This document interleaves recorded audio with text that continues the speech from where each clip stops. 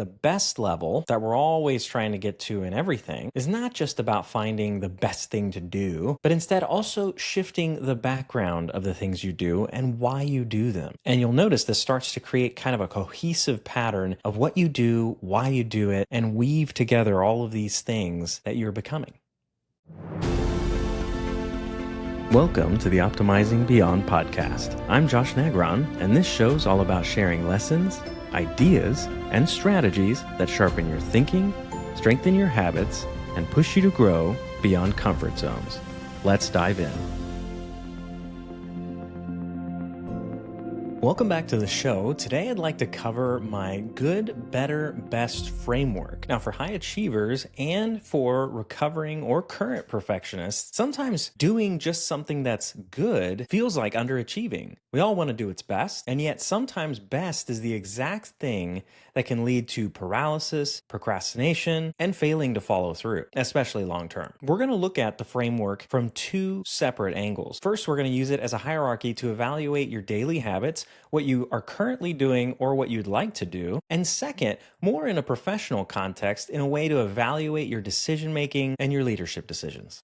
So let's dive in. So why is it a challenge of doing something that's just good versus doing what's best? In other words, good sometimes feels like we're settling versus chasing after what we know is best. Why would you waste any effort doing anything less? And trust me, I hear you. But as I was preparing for this episode, I couldn't help but think of the tale of the tortoise and the hare. We all know the story, and it's almost eye-rolling to bring it up at this point.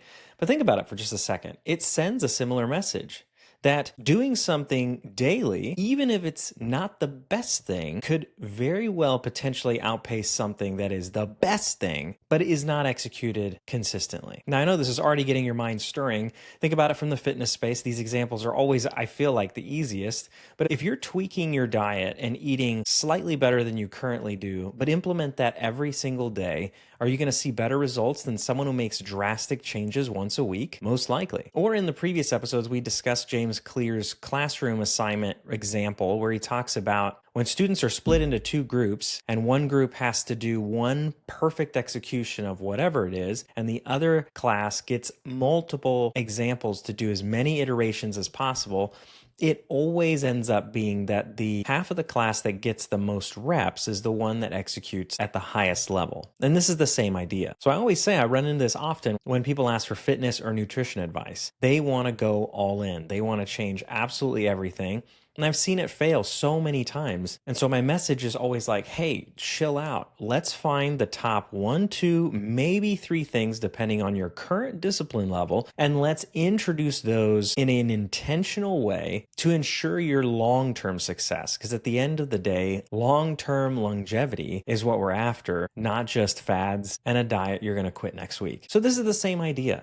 It's about locking in mechanical security so that we have a foundation and a baseline to then build off of. The whole idea is to find something that you can do consistently, preferably daily, and then layer and optimize on top of that. So again, doing the best thing inconsistently is always going to be eventually outpaced by someone doing something good every single day. So just because an action is heavily optimized doesn't mean it's always the best fit for where you are right now. Again, we've talked about in previous episodes, some people have their professional life fully dialed in and they're realizing all of the successes. But on the personal side, their marriage may be in shambles and they may be 50 pounds overweight and they've got some work to do from a beginner level. They can be a CEO in the workplace, but they can absolutely be a beginner in other areas of their life. So you need to have the humility to be able to look and to recognize where you are and what foundation that you already have, if any, and look to see what needs to be built. So for me personally, I remember, I want to say around 6 years ago is when gratitude really started making its impact on me from a lot of different directions. And I realized that, yes, it was probably something that I needed to do on a daily basis. And most of the numbers that I heard was do 10 every single day. And at that time, I'll just be honest, it just was not something that I wanted to do. And so I thought to myself, is it better to continue to ignore this habit? And I didn't think that was a good idea. And so I decided, okay, what if I'm not willing to do 10, let's be solution focused on this. What am I willing to do? And that number was 3 gratitudes a day. And listen, it might sound lame to you, but it is legitimately what got me to do the habit. So I started. 3 every single day, about the last 24 hours. And initially, always, it's pretty shallow and you might be just checking off a box. But over time, you grew to really enjoy finding things to be thankful for, even especially the days that were really hard. And I realized sometimes on the days that were particularly hard, it was actually a good exercise to find more than 3 things in that day to be thankful for. So I built that habit. I built that foundation over time. And honestly, because it was something that was so simple and so easy, I mean, 3 things every single day wasn't that hard. It could have been something that I could have rolled my eyes at and thought was really dumb because it wasn't really the best version of gratitudes, if you will. But on the other hand, I was doing them every single day. And over time, I built that foundation enough that I had plenty of days where I started doing more and more. And that led me to realizing that it was time to move on from good to maybe better. And you may ask yourself, how do I know when I'm ready to move on to the next phase of a habit or to build on top of my foundation? I mean, a lot of you guys are going to be naturally iterating and seeing what you could change and adjust over time. So some of that's going to be self-evident to you, but there is so much research around habits and you can hear all sorts of different theories. Like, is it 21 days to build a habit, 67, 62? I've even heard 93, which is 3 of the 21 day cycles. And while there's a lot of research that spans this exact question, there is a study from 2009 from University College London that found that the average day span to build a habit was 66 days. So my friend Glenn Lundy goes with 67 because that's when he says that on average, a habit is easier to do than to not do. And that area of lessened friction to allow you to do the habit is a really critical moment. And so if you really don't know when to move on to the next step, that could be a good rubric when you've been doing them for just a little over 2 months, then reflecting back over that habit. Is it one that you want to keep doing? Because sometimes habits aren't worth doing beyond a certain static point. So if it is something that you're willing to keep doing, is it something that you can shift or that you can grow, like the gratitudes, where I went from 3 to 10 and then to the full-blown 4G journal every single day now for many, many years.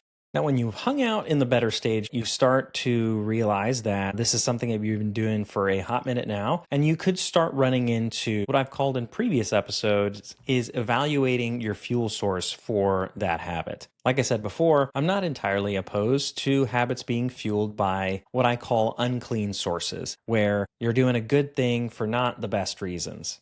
Sometimes that's necessary to get a habit going, but eventually, we want to get to a point where we've done the habit long enough to where it's more automatic than anything. You've gotten past that. It's, like Glenn says, it's easier to do than to not do. You're not spending a ton of mental energy to execute on the habit to begin with. Once you get to that point, you can really start to dig into the habit itself, find out what's fueling that habit, why you're doing it, why you're passionate about it. Again, if it's something that you want to continue doing, if the answer is yes, then let's start looking at some of those fuel sources and asking ourselves if they're linked to things like performance, pride, ego, or even something as simple as the obsession with the streak itself. You've had no 0 days for 2 years. Awesome. What's it going to do to your mental state if you miss one day? If it's going to be Armageddon, we need to look at that, because if you're that fragile, I'd like to ask you what fears or potential doubts might be attached to missing that one day. That's likely a thread that might be interesting to pull. Now, let me be clear. There are plenty of fuels that may not be the purest ones, but they can lead to doing great things. But at some point, it is worth some evaluation, because at some point, the fuel could render itself ineffective, or you're going to realize in order to get to the next level, you're going to want to dig to find a fuel that is way more purposeful than the ones you may have been using. Because a lot of times you'll realize that no matter how much effort you try to put in, sometimes getting from better to best is unrelated to effort entirely. This is where it may require something that's a deeper anchor. And that's where the word purpose really comes in. Like, what is your purpose? What is your mission? How does this tie into who you are? And that's where a lot of this mental work really can yield some powerful results. If you know who you are and what you've come from and what you overcome, then you already have a lot of answers to those questions. If you don't, and those things are still a little unclear and foggy, then you may be stuck until you identify and clarify those things. And by the way, those things aren't always static throughout one's life. So if you did have them figured out at one point and you have major shifts or changes in your life, it's always good to take an inventory and see if anything's changed. If you're a person of faith, That's going to also involve your faith as well. For example, what is God trying to tell you? Are you open to that? You even stopped enough to ask the question. Now, you may think, dude, not every habit ties that deeply into who I am and my identity. And I would say maybe, but maybe not. Because we've talked before about how much more powerful habits can be if you tie your identity to them. Things like, I'm the type of person that works out, right? Or I'm the type of person that doesn't eat or drink this. Or even, I'm the type of person that no longer smokes. I'm not a smoker anymore. Those kinds of things. And those kinds of purposeful statements can completely supercharge a habit. And if you've spent any time with a therapist that asks you about your past and about your wounds and potential trauma that may have affected your unwanted behaviors or thought patterns, then you understand very clearly the inverse and how those things, those self-beliefs and that identity can feed negative things. In the same way, why wouldn't it be able to do that for positive things? You're just leveraging the inverse, and that can be a very, very powerful thing. So I would say the best level that we're always trying to get to in everything is not just about finding the best thing to do, but instead also shifting the background of the things you do and why you do them. And you'll notice this starts to create kind of a cohesive pattern of what you do, why you do it, and weave together all of these things that you're becoming. Now, the fun, unexpected thing of this framework is that it's not just effective at evaluating habits and the things that you want to do. It can also be a very effective shorthand in trying to evaluate decisions for yourself, among others. And if you share this rubric with others, it can help you make decisions in a boardroom and in collaborating with others on deciding what to do on certain things personally and professionally. So this can be a really awesome tool to filter decisions and guide conversations when you're trying to find solutions when it pertains to an idea, people, culture, and so much more. Because sometimes when you're working on something, someone can find a solution that works. And the impulse at that point is to go, all right, we just stated the problem, we brainstormed, we found a solution, let's go. But I will tell you, it's interesting when you can ask the question, okay, so good, better, best, is this the best option? That's a absolutely fun question. We've used it a lot in multiple contexts in my professional life, and it's been interesting to stir people's minds into thinking, into giving them an opportunity to challenge that idea or to give them another opportunity to voice an alternative that may be better or maybe even the best. But you won't know that if a good idea was stated, a significant portion of the room agrees that it's something that could solve the problem. Okay, we've got it. Why waste any more time? Everyone's time is valuable. Let's proceed. When instead, you can ask the question, good, better, best, is this the best idea?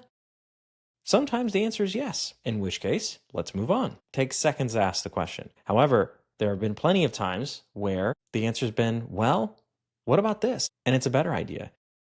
Sometimes so obvious, the person who said the original good idea is like, yup, that's what was so much better. Yeah, let's go with that. But even if it's something not that crystal clear, it still gives some great opportunities to continue thinking to make sure that there isn't a better option that we just haven't dug for yet. And it's funny because in this context, you're kind of pushing to not settle, which is a little different than earlier when we talked about you're lowering the threshold of completion, obviously depending on where you're at. If you're needing to start the habit from scratch, then feeling like you're settling for good is not a bad thing. However, in this case, when you're using it for a decision-making rubric, I want to contextualize it slightly differently, because in this case, you're pushing for, can we put in a little bit more thought and a little bit more effort and close this loop and look at it from a slightly different facet and close this loop to see if maybe there is a better or best option out there so that we're not settling. And oftentimes, in these kinds of decisions, you don't want to find the path of least resistance, especially with things like employees and culture. These types of things are so crucial. So if you're the type of person that listens to this kind of content, you're not going to want to settle or take the path of least resistance with stuff like this. And this rubric really helps you to ensure that you're not doing that.